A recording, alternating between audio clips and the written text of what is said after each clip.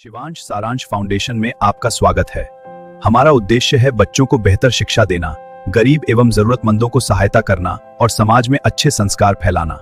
नदी से जा रहे थे तो वहां पर मैं वो जद्दोजहद कर रहे थे। नदी में पानी बहुत था, बाढ़ का टाइम था, तो कैसे पार करें इस नदी को। तो एक आदमी किनारे से उसको बहुत गौर से उनको देख रहा था, विवेकानंद जी को। इतने में एक साधु महात्मा आए और उन्होंने फटाफट जो है चलना शुरू किया पानी के ऊपर, क्योंकि उनको सिद्धि प्राप्त थी। समझ गए। तो विवेकानंद जी जो है वो सोच रहे थे कैसे करूं, क्या करूं, और वो एकदम फटाफट जो है नदी क्रॉस कर दिया उन्होंने।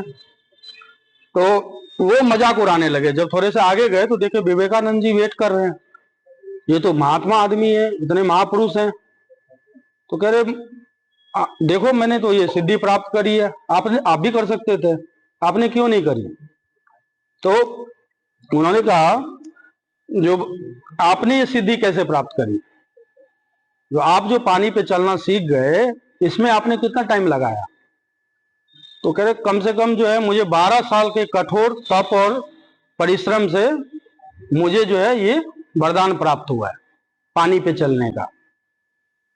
तो विवेकानंद जी ने कहा जो यही चीज अगर आप नाव से जाते तो। कहते भाई वही 2 रुपए लगते। कह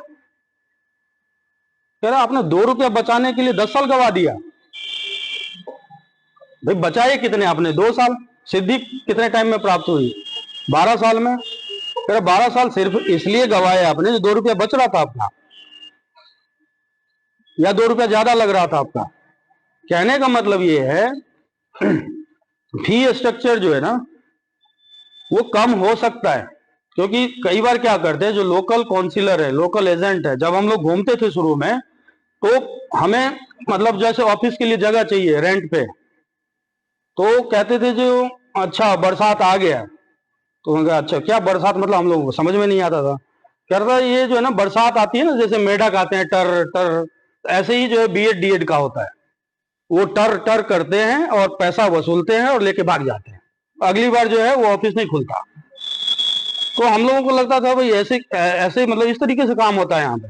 बहुत सारे लोग 10,000 रुपया 5,000 रुपया सीट बुकिंग के नाम पे लेते थे, एडमिशन करा नहीं पाते थे, उनका पैसा खा गए। उसके बाद जो ना ऑफिस मिलता था ना वो आदमी मिलता था, है ना। ये तो जो बेईमान है उनकी कहानी है, जो ईमानदार है उनकी कहानी बता रहा हूँ। ऐसे लोग जो 10,000 रुपया लेते थे, जो ईमानदार है, जो काम करवाने वाले, अब उन्होंने एडमिशन पकड़ लिया आपका मान लो 80,000 रुपये। ठीक है भाई, ईमानदारी तो उनकी तब तक रहेगी जब 80,000 में ही उनका सारा काम कोई करवा देगा। उनमें भी बचत चाहिए ना उनको, कोई 60 में करा देगा तभी तो उसका खर्चा निकलेगा, ऑफिस का खर्चा, अपना खर्चा। अब क्या हुआ, डिमांड आई मार्केट में, तो डिमांड आई तो भीड़ बढ़ गई। क्या आप लोगों को शिक्षित कर रहे हैं? आप स्कूल, इंस्टीट्यूट या कॉलेज चला रहे हैं और चिंतित हैं? तो घबराएं नहीं, शिवांश सारांश फाउंडेशन आपके लिए समर्पित है। हम आपके बिजनेस को ग्रो करने में मदद करेंगे।